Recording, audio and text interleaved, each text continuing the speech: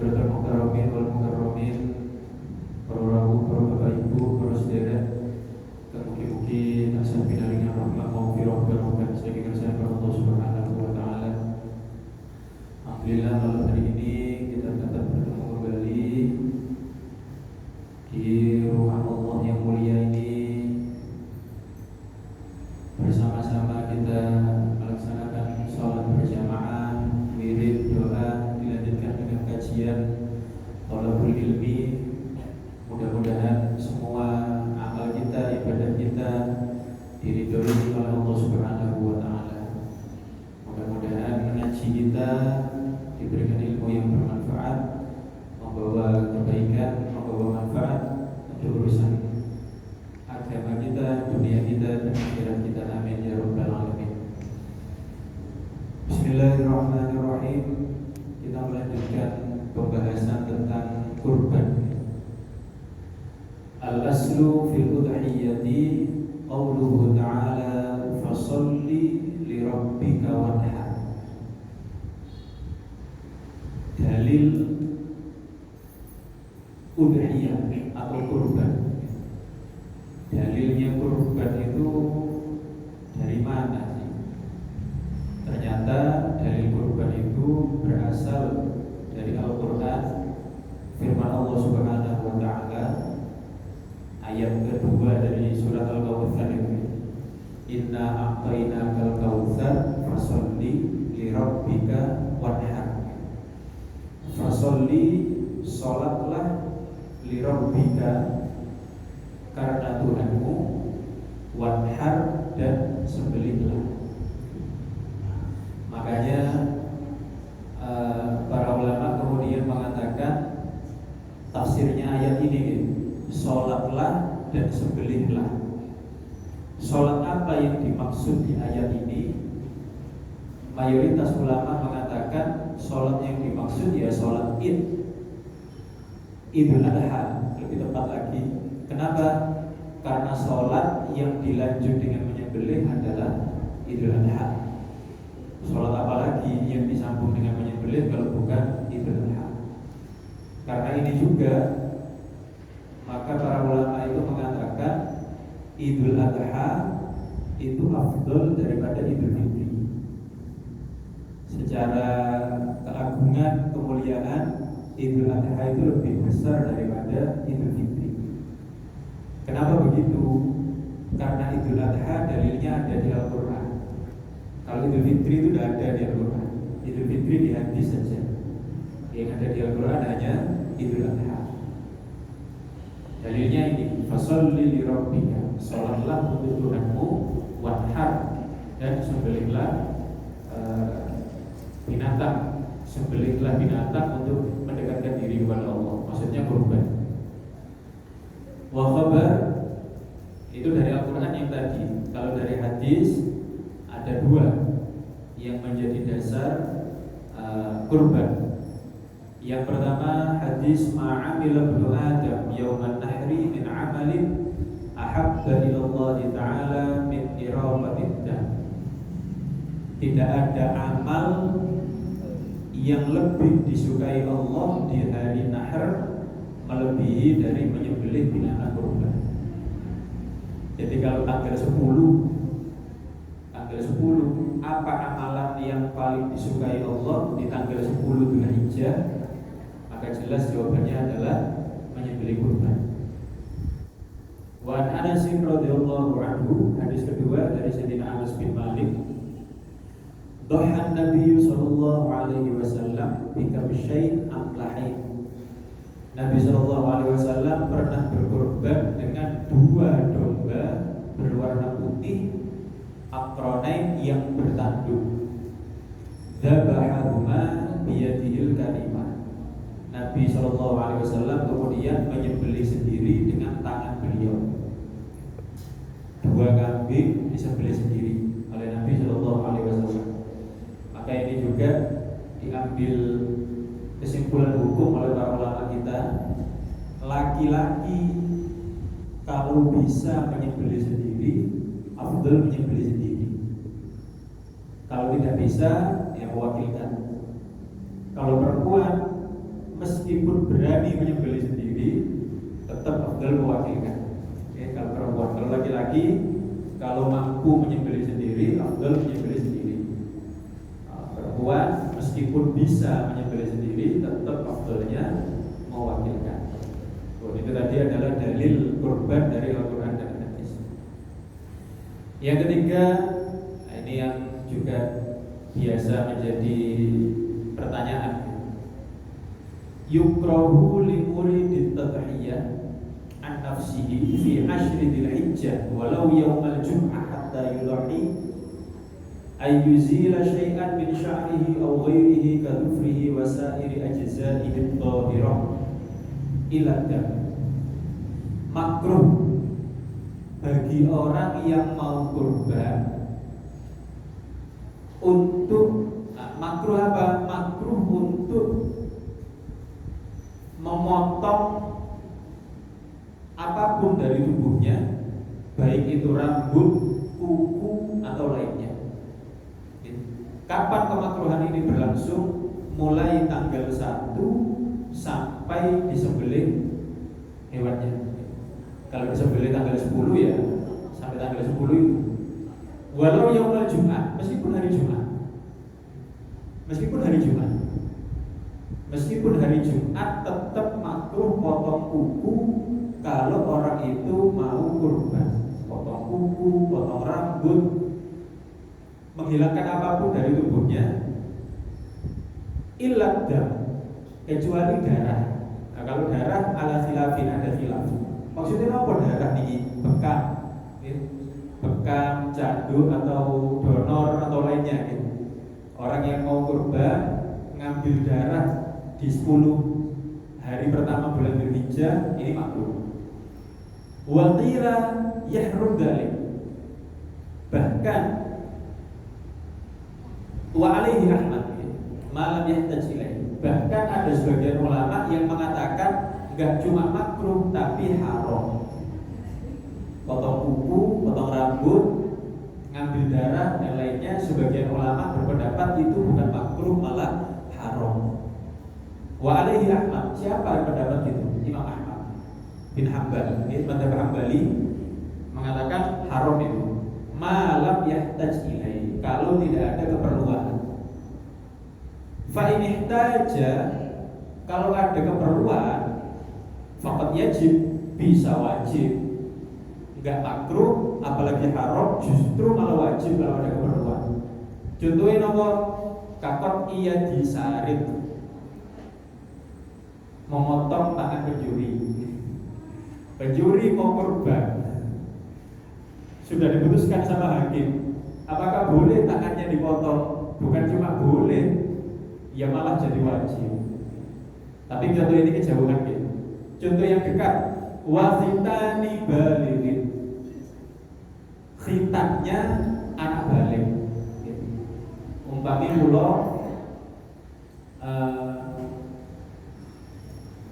menyiapkan kurban untuk anak saya. Umpama anaknya umur 12, 13 belum balik umpamanya. Anak kula siapkan kurban. Nah, ini kurban buat sampai anak ya. Ayo kita ke masjid, bawa ke masjid taukil kurban ya. Besok masih tanggal 5 balik anaknya. Ya apa ini? Maka saat itu dia wajib khitan. Lu kan berarti motong anggota tubuhnya, katanya makruh. Enggak, kalau ini enggak makruh malah wajib ini. Jadi ada keadaan tertentu yang justru bukan makruh malah wajib. Waqat yubah. Ada kadang-kadang boleh juga, kadang-kadang malah boleh. Jadi ini untuk dipahami dulu ya. Yang kalau keadaan normal makruh menghilangkan apapun dari tubuhnya. Enggak cuma kuku dan rambut ya. Semuanya. Kuku, rambut, darah, khitan itu tadi termasuk ya. Termasuk di sini gigi. Nyabuk gigi. Apa hukumnya nyabuk gigi bagi orang yang mau kurban? Kalau nggak ada keperluan makruh, ngapain nyabuk gigi nggak ada keperluan? Tapi kalau kakot isim lin waji'ah, Kalau giginya sakit, nyabut gigi bagi orang yang mau kurban hukumnya tetap boleh.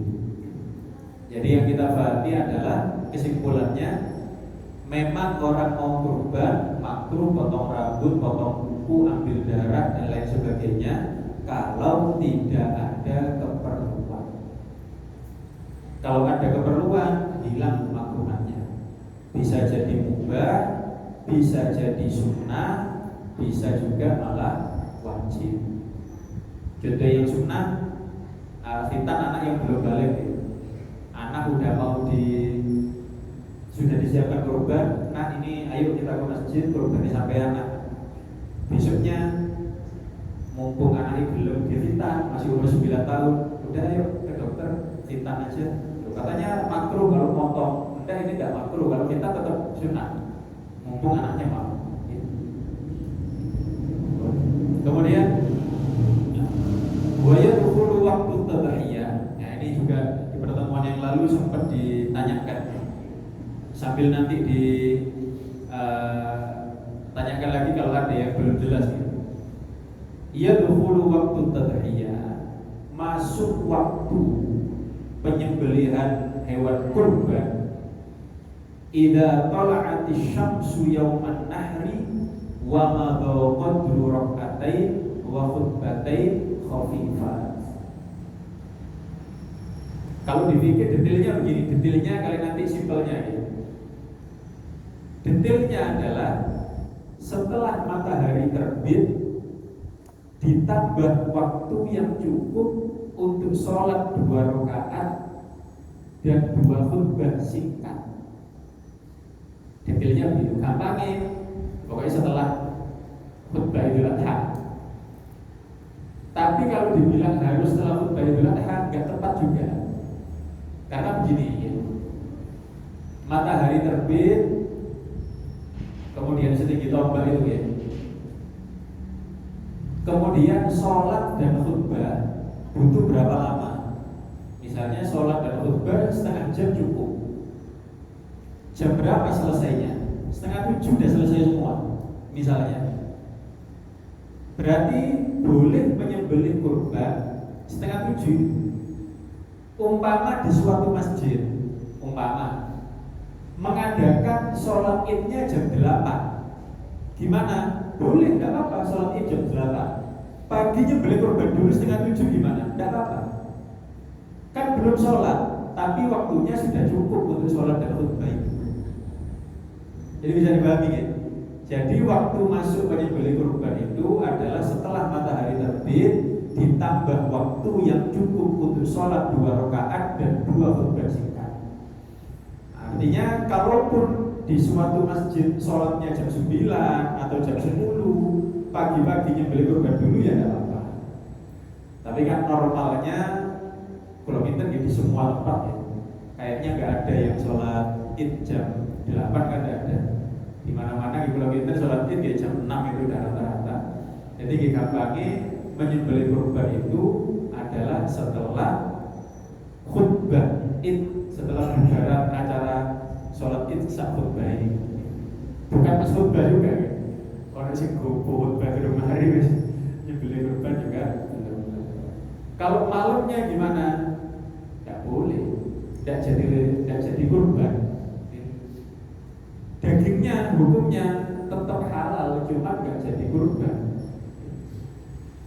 Kalau yang menyembelih adalah orangnya sendiri, gitu. Pulau umpama sudah siap kambing, ini mau saya kurban sunnah Idul Adha. Umpama pulau punya kambing, ini besok Idul Adha saya kurbankan kurban sunnah. Ngomongnya harus begitu gitu. Karena kalau ngomongnya ini besok saya kurbankan kan jadi wajib. Jadi ngomongnya ini besok tak kurbankan kurban sunnah, malamnya dipotong, gimana? Enggak jadi kurban. Terus dagingnya ya tetap halal dimakan, cuma bukan kurban. Ia nyembelih biasa, tidak bernilai ibadah. Itu kalau kurbannya sunnah. Kalau kurbannya wajib, ini tanggal 10 tak kurban, kan wajib ini. malamnya dipotong. Gimana besok? Harus cari kambing yang lain. Karena dia korbannya wajib. Ada korban sunnah, ada korban wajib. Ini kalau korban tidak sah dipotongnya malam sebelum Idul Adha. Wa yastamir, dan berlanjut waktunya ila ghurubi syamsi akhir ayyamin tasyrik, sampai terbenamnya matahari hari tasyrik, sampai tanggal 13 maghrib ya. Ini disembelih tanggal 10, 11, 12, 13 boleh. Pagi, siang, sore, malam juga boleh. Kalau sudah maghrib hari ketiga, maka selesai waktu penyembelihan, tidak ada penyembelihan kurban lagi. Wallahu a'lam. Barangkali mantan sing beri tanggapan. Monggo. Monggo. Ada seorang mau berkorban. Sore itu hewan kurbannya sudah serahkan ke panitia, sudah dicatat. Kemudian malamnya hewan kurban tersebut meninggal. Apakah orang tersebut sudah termasuk kurban atau belum? Meninggalnya tidak karena kelalaian, Bukan. memang takdir aja. Ya. Memang takdir meninggal. Kalau itu adalah kurbannya kurban sunnah, ya sudah, insya Allah harus dicatat sama Gusti Allah. Apakah dia tetap harus beri lagi? Enggak, kurban sunnah. Yang itu pun kalau dia nggak lakukan kan tidak apa-apa sunnah. Tapi kalau itu adalah kurban wajib, kalau itu kurban nadar ya, wajib, malamnya meninggal ya harus beli lagi. Karena wajib harus dia penuhi kewajibannya. Kalau kurban sunnah tidak. Adapun itu tadi kan mulai kalau katakan meninggal apa biasa normal takdir atau karena kelalaian panitia, misalnya kejerat karena talinya kepedean atau lainnya. Nah, katakanlah kalau karena kelalaian ya panitia wajib mengganti, kalau kelalaian. Ukurnya kebuk berarti kan karena sakit. Asalkan bukan karena kelalaian gimana Pak? Asalkan korbannya sunnah, dan korban kita ini kebanyakan korban sunnah. Kalau monggo.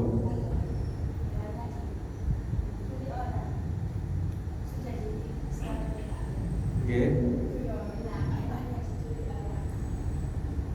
Sama korban sunnah atau korban wajib? Korban wajib beli lagi. Beli lagi kan belum disembelih. Wajib ini dibeli. Kalau korbannya korban wajib beli lagi. Adapun maling ya maling tetap dimanapun malingnya dosa. Jadi nanti ya ke Allah tanggung jawab, ke manusia itu double hak belada. Orang ini tetap belum menyembelih wajib. Gini kan? Wonten malih. Sampun ya, kalau lanjut ya.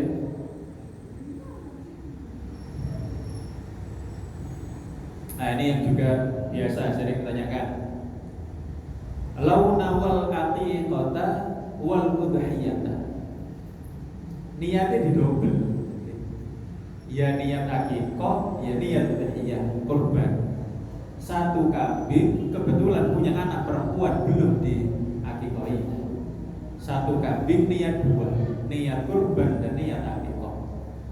Bagaimana? Hasola inda Romli. Nah ini yang enak ini. Menurut Imam Romli sah dua-duanya. Ini yang enak ini ya. Untuk darurat ya.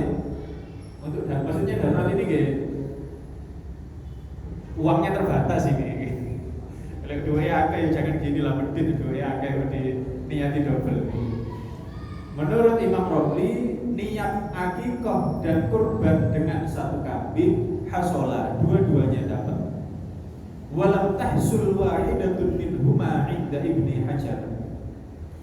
Ada rivalnya Imam Romli namanya Imam Ibnu Hajar. Kalau menurut Imam Ibnu Hajar malah dua-duanya enggak sah. Jadi cuma ada dua pendapat di sini. Dua-duanya sah atau dua-duanya tidak sah. Nggak ada pendapat ketiga yang mengatakan sah salah satunya, nggak ada. Jadi ikut siapa? Ikut siapa bebas. Ya. Ikut Imam Romli boleh, ikut Imam Ibnu Hajar boleh. Yang jelas ini adalah pendapat yang bisa kita pegang. Kebanyakan ulama kita, orang-orang Indonesia, ulama-ulama kita dari masa ke masa ya. Kalau Imam Romli dan Imam Ibnu Hajar itu khilaf, biasanya kiai-kiai kita, ulama-ulama kita lebih condong ke pendapatnya Imam Ibnu Hajar. Orang Indonesia lebih condong ke Imam Ibnu Hajar. Tapi kalau keadaan-keadaan tertentu ikut Imam Romli ya boleh. Kurban dan juga yang sering ditanyakan juga, akikoh nyicil. Punya anak laki-laki baru mampu 1 kambing, apakah boleh akikoh 1 kambing dulu, satunya kapan nanti kalau punya uang lagi? Jawabannya sama, boleh. Yang penting nyicilnya 1 kambing, bukan ke pasar beli kepalanya tok dulu, nanti beli kakinya kayak gitu nggak bisa. Jadi nyicilnya 1 kambing, bukan setengah atau kakinya doang, kepalanya tok nggak bisa. Nah, ini bisa di amalkan. Nah biasanya orang juga apa namanya? Biasanya yang tanya ini karena punya acara 2 kali di 1 tahun biasanya. Jadi bulan ini misalnya apa misalnya bulan ini pas 1 tahun bayi biasanya. Kebetulan anak laki-laki, jadi boleh situasi sekalian ya berkatannya 1 tahun bayi. Nanti bulan kapan punya acara lain lagi, punya mantu nopo-nopo sekalian kurban nopo akikoe disembelih buat berkata ini. Jadi orang nyicil apa akikohnya, tidak masalah, itu boleh. Kemudian lah ini ada keterangan lanjutan yang lalu. Sebelum kita lanjut, barangkali wonten sing badhe ditanglet-tanglet malih. Ini ada panitia. Setiap tahunnya itu menghitung hasil daging selalu tepat, sehingga pembagian kepada warga itu tepat. Nah, kemudian suatu ketika meleset, hitungannya meleset. Ya. Dan dari prediksinya udah pasti sekian. Tapi begitu sudah dibagi meleset, ada ternyata kurang. Perkiraannya kurang 200 kilo, sehingga dibongkar lagi yang sudah dibagi lagi, bongkar lagi dikurangi lagi, sehingga di itu hitungan baru baginya. Pertanyaan saya, dengan kejadian ini kemudian panitia marah-marah menuduh orang ada nyuri 2 kintal, boleh nggak? Tuduhan itu serius sekali, tuduhan mencuri. Tuduhan mencuri tidak boleh. Tuduhan mencuri itu jangankan menuduh ya. Kita tahu orang mencuri. Lalu ini kalau secara hukum fikih jinayat ini, fikih tentang tindakan-tindakan kejahatan dan kriminal, kita tahu ada orang mencuri, kita lihat, terus kita lapor ke hakim, Pak Hakim ada orang mencuri, terus ditanya kita, ada saksi? Nggak ada. Kita yang ditaksir, kita yang dihukum malah. Jadi jangan lagi menuduh tanpa bukti, yang hanya dugaan lagi. Kita tahu, benar-benar tahu mencuri, tapi kalau nggak ada saksi nggak bisa. Apalagi bisa kalau ada bukti, bisa.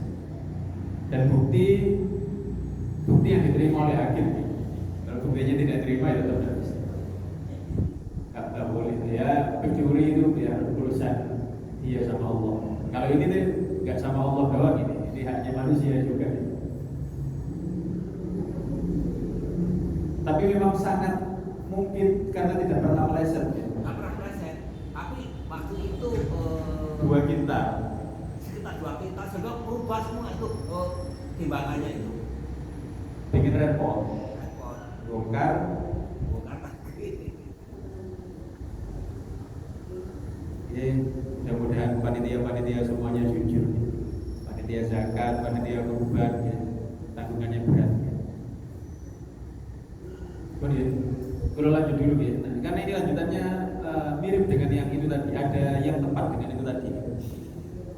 Al-udhiyah, kurban, sunnah muakkadah fi haqqina. Hukumnya sunnah muakkad buat kita. Wa amma fi haqqihi sallallahu alaihi wasallam fa huwa wajib. Adapun untuk Nabi sallallahu alaihi wasallam, maka kurban itu untuk Nabi hukumnya tidak sunnah, tapi wajib. Buat kita sunnah, buat Nabi Muhammad wajib. Nah ini yang mau nanti ada masalah pencurian itu tadi sedikit. Di pertemuan yang lalu kalau sempat menyinggung tapi kalau lupa lengkapnya. Nah ini kalau betul kita yang bahas itu. Jadi mudah-mudahan bisa menambah wawasan kita bahwa kekhususan Nabi Shallallahu Alaihi Wasallam itu ada 4. Napa mawon? 1 al-wajibah, wajib. Maksudnya Nabi Muhammad hal ini untuk Nabi Muhammad wajib, untuk umatnya tidak. Kemudian ada lagi muharramat. Untuk Nabi Muhammad itu haram, untuk umatnya tidak. Yang ketiga mubahat. Untuk Nabi Muhammad boleh, untuk umatnya enggak boleh. Yang keempat al-fadhail wal ikram. Mulia. Kalau Nabi Muhammad yang melakukan mulia, kalau umatnya yang melakukan biasa, tidak menjadi mulia. Kalau wawas niki satu persatu nih. Yang pertama al-wajibah. Ada khususiyah Nabi Muhammad, hanya berlaku untuk Nabi Muhammad, wajib untuk umatnya tidak. Napa mawon minha, beberapa di antaranya wujubud duha wal witri wal udhiyah. Nabi Muhammad wajib sholat duha, wajib sholat witir, wajib berkurban tiap tahun. Duha dan witir tiap hari ya. Kalau kita duha dan witir sunnah, Nabi Muhammad wajib. Kita kurban sunnah, Nabi Muhammad wajib. Dan masih banyak. Wasiwak likulli sholat, bersiwak, pakai siwak kalau kita sunnah. Nabi Muhammad wajib siwakan setiap sholat. Maka Nabi Muhammad tidak pernah meninggalkan siwak setiap sholat. Wal musyawarah, kalau kita sunnah, ada urusan musyawarah sunnah, ambil putusan sendiri juga boleh. Lah Nabi Muhammad itu orang yang paling sempurna akalnya, orang yang paling pintar. Allah wajibkan musyawarah, bukan sunnah kalau Nabi Muhammad. Wa musabaratul adu wa in kathur wa qada'u daini muslimin mata muqsirat. Nah ini juga kewajiban Nabi Muhammad, membayarkan hutangnya orang yang meninggal tidak mampu bayar. Umpama ada umatnya Nabi Muhammad ketika Nabi Muhammad masih hidup ya, ada orang meninggal masih punya utang tidak mampu bayar, Nabi Muhammad yang bayarkan. Dan itu hukumnya wajib. Jadi ada beberapa hal yang lebih berat untuk Nabi Muhammad daripada umatnya. Jadi ini hanya beberapa contoh ya. Beberapa contoh disebutkan di sini, ada yang lain lagi. Yang kedua al-muharramat, haram. Khusus Nabi Muhammad haram. Kalau kita enggak haram. Napa minha tahrim shadaqat tatawwu'i alaihi. Nabi Muhammad haram menerima sedekah. Kalau kita haram menerima sedekah sunnah, Nabi Muhammad, khusus Nabi Muhammad haram menerima sedekah sunnah. Kalau sedekah yang wajib tidak khusus Nabi Muhammad ya. Nabi Muhammad haram menerima sedekah wajib, keluarganya juga. Sedekah wajib itu apa? Zakat. Nabi Muhammad haram menerima zakat, keluarganya juga haram menerima zakat. Tapi kalau sedekah sunnah, Nabi Muhammad haram, keluarganya boleh. Sedekah sunnah keluarganya Nabi Muhammad boleh, hanya khusus Nabi Muhammad yang haram menerima sedekah sunnah. Kemudian tahrimu khatib wa syi'rin. Nabi Muhammad haram nulis, haram bersyair. Karena Nabi Muhammad nggak pernah nulis. Kenapa Nabi Muhammad haram nulis? Allah haramkan Nabi Muhammad nulis untuk menguatkan statusnya Al-Quran sebagai mukjizat. Semua orang yang hidup di masa Nabi Muhammad, orang-orang Quraisy terutama, orang Quraisy ini kan semuanya tahu Nabi Muhammad itu nggak bisa baca, nggak bisa nulis. Maka ketika Nabi Muhammad SAW punya mukjizat Al-Quran, itu mereka tidak bisa menuduh Al-Quran itu karangan Nabi Muhammad. Kenapa? Karena semua tahu Nabi Muhammad tidak bisa nulis. Makanya keumian Nabi Muhammad, ketidak bisa nulisnya Nabi Muhammad itu bukan kekurangan. Kalau kita tidak bisa nulis kan kekurangan. Wong kok kayak bisa nulis kan sekolah kan. Kalau kita nggak bisa nulis kekurangan. Nabi Muhammad nggak bisa nulis bukan kekurangan. Justru menyempurnakan mukjizat Al-Quran. Nabi Muhammad nggak bisa nulis, maka sudah pasti Al-Quran bukan buatan Nabi Muhammad. Wasyirin juga bersyair. Nabi Muhammad nggak bisa bersyair. Orang Arab yang di masa itu ahli syair semua, Nabi Muhammad nggak bisa bersyair. Yang kemarin juga sempat kita singgung, maddul ain ila mata'in nas, tertarik kepada barangnya orang lain. Kok apik kalau ini sampean? Kok apik untuk sampean? Nabi Muhammad haram melakukan itu. Kalau kita tidak boleh, ono koncone sarungnya apik, kok apik sarungnya sampean? Rukuknya sampean kok apik? Tidak apa-apa, tidak haram kita. Khusus Nabi Muhammad hal itu haram. Wa kha'inatul a'yun. Nah, ini kemarin kita lihat melihat dengan ujung mata, melirik wajahnya ke depan, tapi matanya ke samping. Nabi Muhammad haram begitu. Nabi Muhammad tidak pernah melakukan itu. Dunal khadi'a fil harb. Walman, ya jelas ini. Nabi Muhammad haram. Kita tidak haram, tapi tidak baik. Ya. Napa al-iqta liyastakthir. Memberi karena kepingin dapat balasan lebih. Kita begitu aja pamrih ya, alias pamrih. Pamrih itu sifat yang tidak baik ya. Tapi Nabi Muhammad haram ya. Memberi karena ingin dapat, ingin ya. Ingin memberi karena ingin dapat balasan lebih. Nabi Muhammad haram. Kalau kita nggak haram tapi ya tidak baik, kurang berakhlak. Ya, yang wajib sudah, yang haram ada. Kemudian yang ketiga mubah, boleh. Khusus Nabi Muhammad boleh. Kalau kita nggak boleh. Napa? Contohnya ibahatul wisol, puasa sambung 2 hari tanpa berbuka. Kita kan haram. Nabi Muhammad boleh. Kalau kita haram puasa 2 hari tanpa berbuka, Nabi Muhammad boleh. Khusus Nabi Muhammad. Kemudian, nah ini yang tadi yaqdi bi ilmi. Nabi Muhammad itu boleh menghukum orang dengan pengetahuannya sendiri. Nabi Muhammad itu kan selain nabi ya pemimpin ya hakim yang memutuskan segala sesuatu. Nabi Muhammad itu umpama, kalau betul pernah terjadi atau tidak ya. Cuman ini biasanya karena pernah terjadi. Tapi kalau betul berapa sih? Nabi Muhammad itu seandainya melihat orang mencuri, lalu Nabi Muhammad memutuskan sendiri ini mencuri, potong tangannya. Boleh Nabi Muhammad begitu. Nabi Muhammad melihat orang minum khamr, langsung Nabi putuskan ini minum khamr cambuk 40. Boleh. Tapi selain Nabi Muhammad nggak boleh. Hakim Agung, Ketua MK, apapun lagi, tahu ini maling, temenan maling, tapi nggak ada saksinya, nggak bisa putuskan, nggak boleh. Harus tetap pakai aturan. Meskipun saya lihat sendiri orang ini minum khamr, mau saya cambuk, nggak boleh. Kalau nggak ada saksi, nggak boleh. Khusus Nabi Muhammad boleh. Wa yahkum wa yashhad li nafsihi wa far'ihi wa ala adubihi. Nah, ini masalah mahkamah lagi. Kalau hukum fikih mahkamah syar'i ya, kalau bukan seperti kalau hukum negara gimana? Tapi mahkamah syar'i, kalau orang bersengketa kemudian saksinya itu keluarga sendiri, anak atau orang tua, itu nggak sah. Kulo bersengketa kali salah satu dari jenengan ya, royongan tanah atau apa.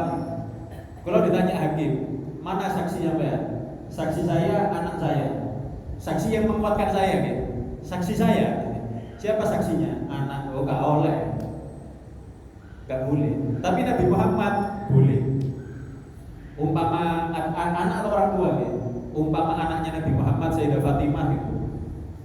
Sengketa masalah tanah, siapa saksinya? Ayah saya. Siapa ayah Nabi Muhammad? Oh boleh kalau Nabi Muhammad. Jadi khusus Nabi Muhammad boleh jadi saksi untuk anaknya, untuk orang tua. Wala yaqtaqid wudu'uhu bin naum. Dan Nabi Muhammad tidak batal wudunya dengan tidur. Kalau jenengan nonton film, sholat tidak boleh. Nabi Muhammad boleh. Habis tidur geletak ya. Tidur geletak, bangun langsung sholat, Nabi Muhammad boleh. Kenapa kok gitu? Nabi Muhammad sendiri pernah mengatakan, yanamu ainaya wala yanamu qalbi. Karena yang tidur cuma mata saya, hati saya tidak pernah tidur. Yang terakhir, al-fadhail wal ikram, kemuliaan. Kalau Nabi Muhammad yang melakukan mulia, kalau kita tidak, nomor itu an-nikah. Nabi Muhammad, nikahnya Nabi Muhammad adalah hal yang mulia.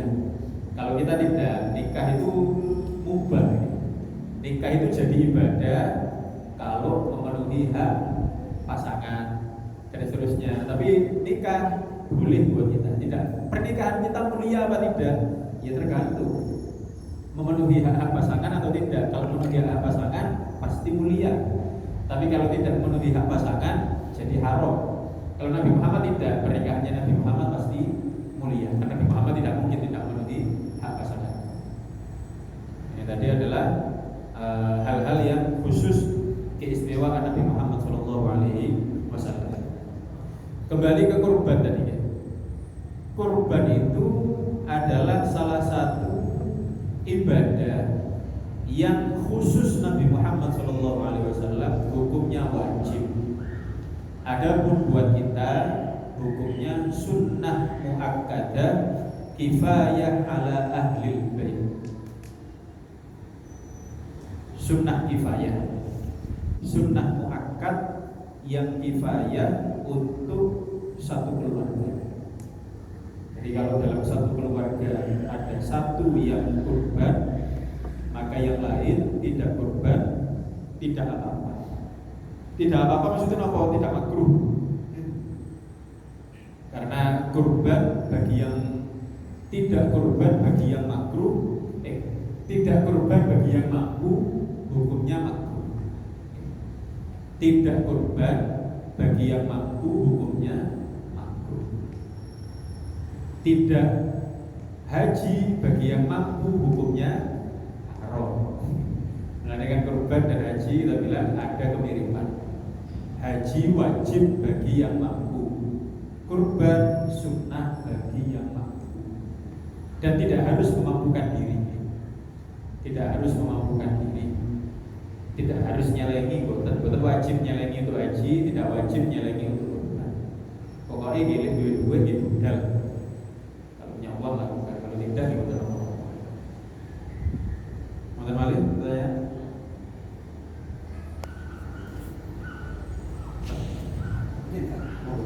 Bagaimana kalau salah orang itu berkorban hewan yang majer?